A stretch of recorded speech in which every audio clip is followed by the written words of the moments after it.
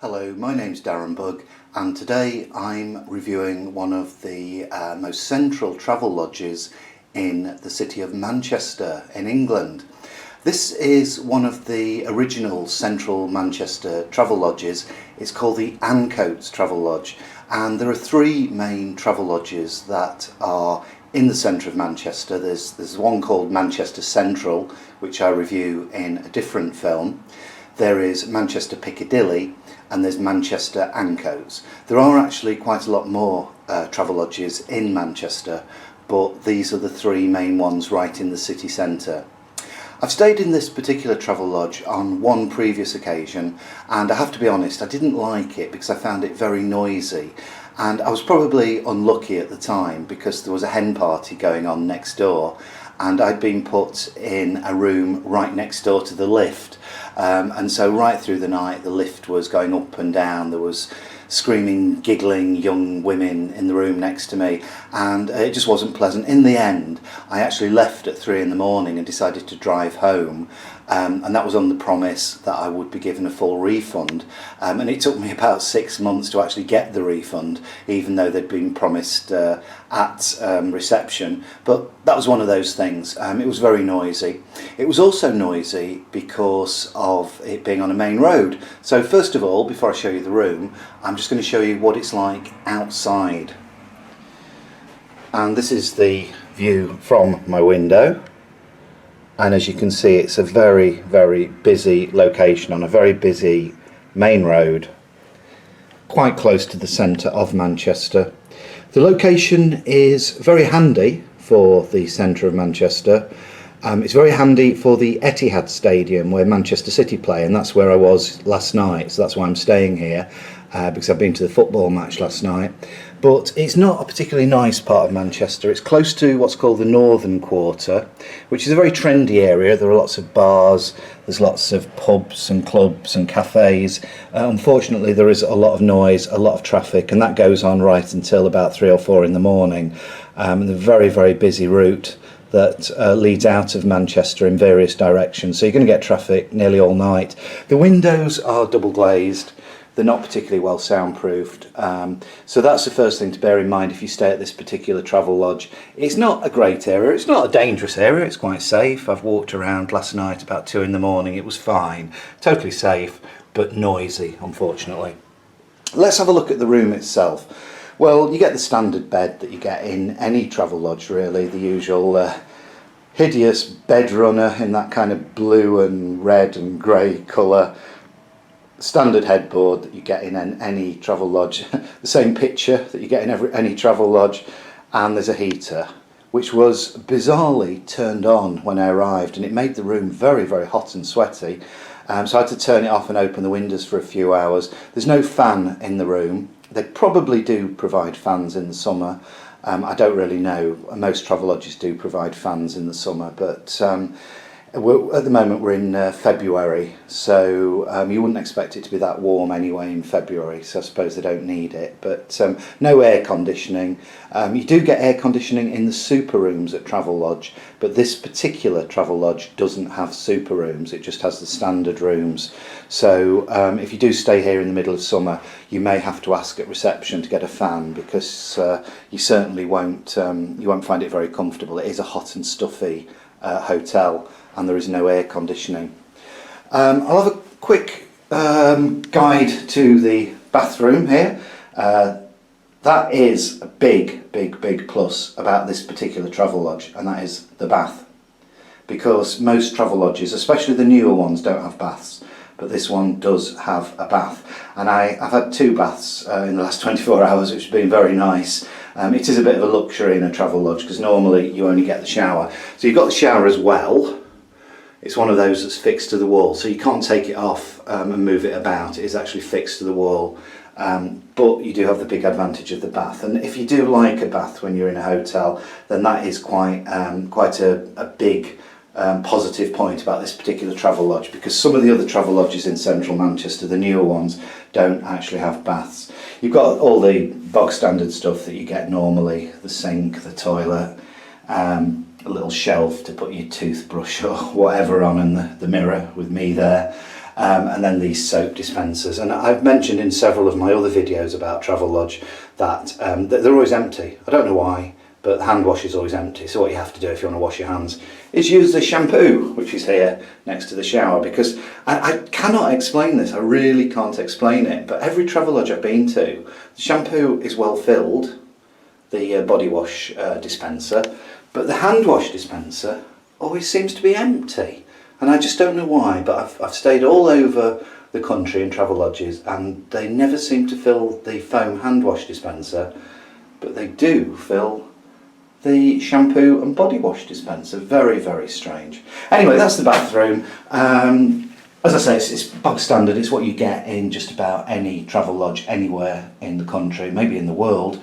But like I say, one plus point is there is a bath, which you don't usually get. Going back to the room, I've talked about the heater, I've talked about the bed, which was comfortable. It was clean, it had a bed protector on, a mattress protector. Occasionally they don't put mattress protectors on the beds, which is really bad form. I wouldn't want to stay in a hotel that didn't have a mattress protector, but the mattress was clean, there was a mattress protector, the sheets were clean, and the bed, as always, was comfortable. One of the big plus points about Travelodge is the beds are always comfortable. And then you've got all the standard stuff. You've got a pretty uncomfortable chair, but it's okay if you want to do a bit of work with your laptop. You've got your bin, your kettle and the coffee. This isn't one of the super rooms, so you don't get a coffee maker, you just get a kettle and this really unpleasant coffee. You get the decaffeinated coffee. I don't know what type of person would want to drink decaffeinated coffee. It's a very, very strange invention. I don't see the point of it. But you just get a couple of these. That's all you get. They give you some more at reception if you want more. But two very cheap and nasty instant coffee sachets and a bit of tea and a bit of sugar and artificial sweetener. So they don't really give much away, unfortunately. I asked for a wine glass at reception because I wanted to drink out of a wine glass rather than out of a mug. Plenty of storage space here, which never seems to get used. They just put towels, and I've just got a little bit of space for my bag. But lots of space. But the usual problem that you get in all hotels, not enough coat hangers. And this isn't just a Travelodge problem. Whenever I go anywhere in the world, there never seems to be enough coat hangers, especially if you're a couple. I mean, I'm here on my own now, but if there'd been two of us, and bearing in mind I'm a man, so I don't have much to hang up, but just imagine you've got, I think there's about 5 coat hangers there. Well, if a couple, and I'm not being sexist, but if a woman was with me, she would not have enough coat hangers. No woman has enough coat hangers. We need more coat hangers, please. And I'm not just talking about Travelodge, I'm talking about all hotels. They never provide enough coat hangers, especially if you're here with a member of the opposite sex, because they always like lots and lots of coat hangers. We all know that. Television! Hey, now this is interesting. It's a 32-inch Samsung television. Now, if you have watched my other video on the Travelodge super rooms, you will have noticed that I mentioned one of the advantages of a super room at Travelodge is you get a Samsung 32-inch TV.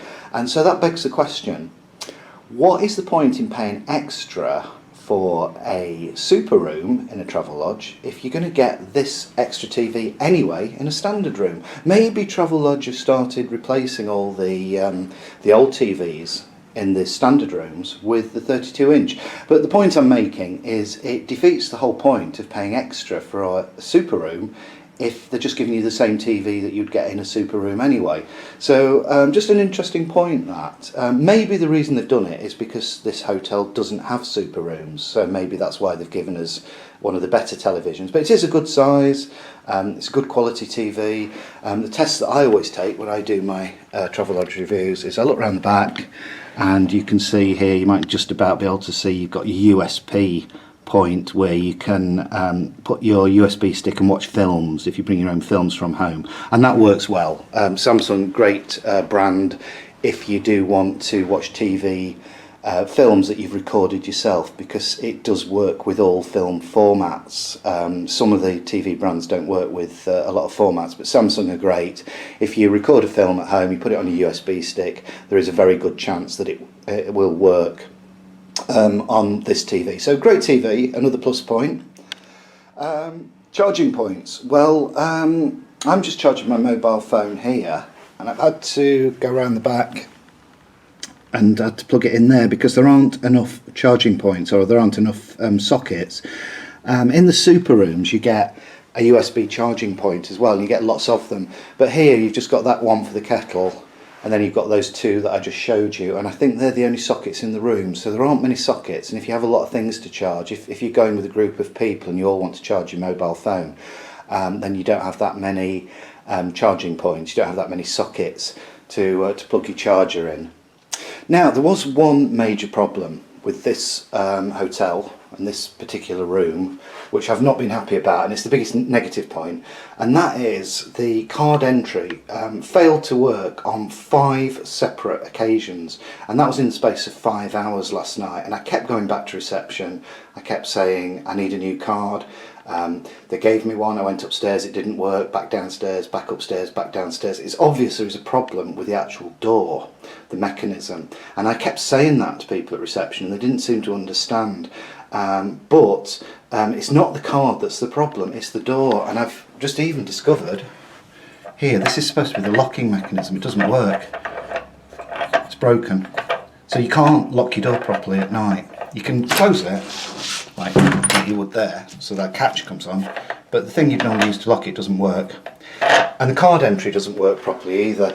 And that has been the biggest negative point for me about the stay here at this particular hotel, because well, apart from the security reasons, it's just been downright annoying having to go back to reception 5 times in one evening just to say to them, your door doesn't work properly, your door doesn't work properly. And the 5th time, the receptionist, who was very friendly, I mean, he's a really nice guy, he actually said to me, we can't do anything about it because the hotel's full. There was a football match last night. Well, yeah, I know, I was there, and so we can't move you anywhere, so you're going to have to put up with it. So every single time I went out, I went downstairs, when I went to the football match last night, every time I had to go back to reception and say, my card doesn't work, can you let me in? And a receptionist had to go upstairs and let me into my own room, which I couldn't lock properly. So that is a major thing, and it's probably just this hotel. I haven't experienced this kind of problem at many other Travelodges, although I do notice that in the super rooms, the Travelodge super rooms,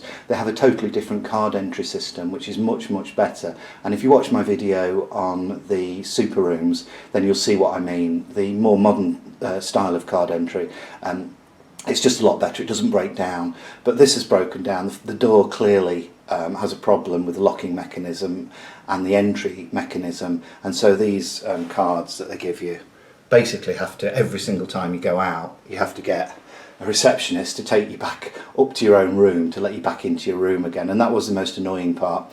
So would I stay here again? Yes, actually I would if it was cheap, but it would have to be cheap. It's very convenient for the city centre, it's very convenient for the Etihad football stadium, it's not convenient for the other stadium, Manchester United, which is the south side of Manchester, but it is convenient for the north side of Manchester if you're going to the Etihad stadium. I didn't pay a lot, I think I paid about £30, which is very reasonable. Hotels in Manchester do seem to be expensive. In fact, they do often seem to be more expensive than London hotels, surprisingly. Would I stay here again if money wasn't an issue? Well, I think if I was staying for more than one night and I wanted to pay a bit more, I'd probably stay in the Piccadilly Travelodge, which I stayed in last time, or the Manchester Central Travelodge, and I've done another film about the Manchester Central Travelodge, so you can watch that. That is actually technically not even in Manchester, it's in Salford, but it is very, very central for the shops. And the Piccadilly Travelodge is probably the most central of all. This is the Ancoats Travelodge. It's still only about 5 minutes walk to the centre of town. It's handy location, it is noisy, it does look a little bit jaded, to be honest. It's one of the older ones, but that does have the advantage that it has a bath. So if you want a bath, this is the one to go for, because some of the other Travelodges, the newer ones, only have a shower. It has a great TV, I've mentioned that already. It has a 32-inch Samsung, which works fine. The room is spacious, you can see I've got lots of room here. It's a lot bigger than some of the other travel lodges that I've stayed in. So you've got the advantage of quite a big room, you've got the advantage of the location, you've got the advantage of the bath, you've got a nice TV. But for me, really, the biggest plus point is just simply that if you only want to stay for one night for a shopping trip or a football match or a concert, then it is quite cheap. And my advice really would be, this isn't the Travelodge I would choose to stay in normally in Manchester. I normally stay in the Piccadilly one or the Manchester Central, but this is nice and cheap and cheerful, and it's handy for the football ground. So my advice really is, don't stay here more than one night, but if you just want somewhere cheap for a night, then this is perfectly adequate. Could be better. I just wish they'd sort out the door mechanisms, and I think really they need to do something about soundproofing, because it is noisy, and they do have double glazed windows, but it is still noisy outside because it's a busy main road. I hope this has been helpful. I hope it will help you to decide which travel lodge to stay in when you're in Manchester. My name's Darren Bugg. Please post your comments. Remember to subscribe to my channel and have a look at my other films about travel lodges around the country.